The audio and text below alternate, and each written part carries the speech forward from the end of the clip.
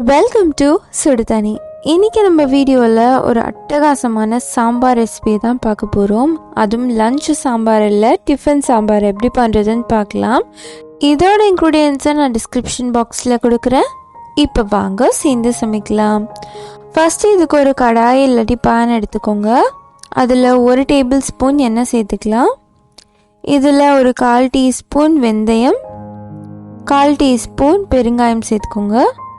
கூடவே 2 பச்சை மிளகாய் சேர்த்து இதை நல்லா வதக்கிடலாம்.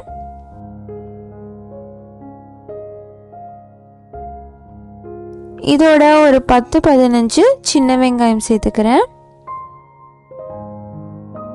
சேர்த்துட்டு ஒரு 2-3 நிமிஷம் நல்லா வதக்கிட்டு இதிலே 2 தக்காளி சேர்த்துக்கிறேன். சேர்த்துட்டு நல்லா வதக்கிடுங்க.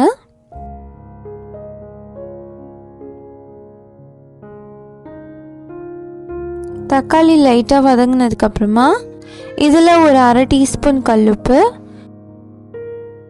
1/4 டீஸ்பூன் மஞ்சள் தூள், 2 டீஸ்பூன் சாம்பார் பொடி சேர்த்துக்கலாம். சாம்பார் பொடியோட ரெசிபி நான் ஆல்ரெடி போஸ்ட் பண்ணியிருக்கேன், வேணும்னா நீங்கள் செக் பண்ணிக்கலாம். இதில் நீங்கள் எந்த சாம்பார் பொடி வேணாலும் யூஸ் பண்ணலாம், உங்கள் ரெசிபி கூட யூஸ் பண்ணிக்கலாம். இது நல்லா மிக்ஸ் பண்ணிடுங்க. ஒரு 2-3 மினிட்ஸ் மிக்ஸ் ஆனதுக்கப்புறமா இதில் நான் புளி தண்ணி சேர்த்துக்கிறேன்.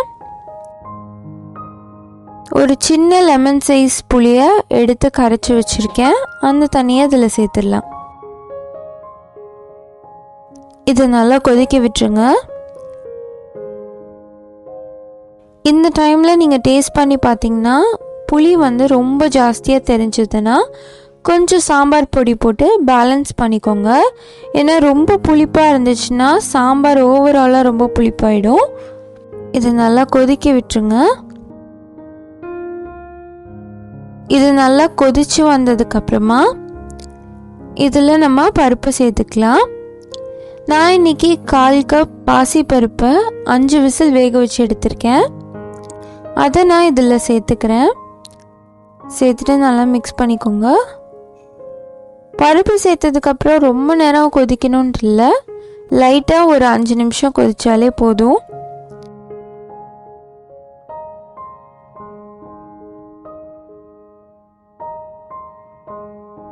இப்போ நல்லா திக்காக இருக்கும். பருப்பு சேர்த்ததுக்கப்புறமா லாஸ்ட்டாக இதில் கொஞ்சம் கொத்தமல்லி தழை சேர்த்துக்கலாம். சேர்த்துட்டு நான் தாளிப்பையும் இதிலே சேர்த்துட்றேன். நான் இங்கே சூடான எண்ணெய் எடுத்து வச்சுருக்கேன். இதில் 1 டீஸ்பூன் கடுகு, 1 டீஸ்பூன் உளுத்தம் பருப்பு சேர்த்துக்கலாம். இது நல்லா பொரிஞ்சதும் இதில் கருவேப்பிலை கொஞ்சம் சேர்த்துட்டு இந்த தாளிப்பை அப்படியே சாம்பாரில் சேர்த்துக்கிறேன். அவ்வளோதான், நம்மளோட டிஃபன் சாம்பார் சூப்பராக ரெடி ஆயிடுச்சு.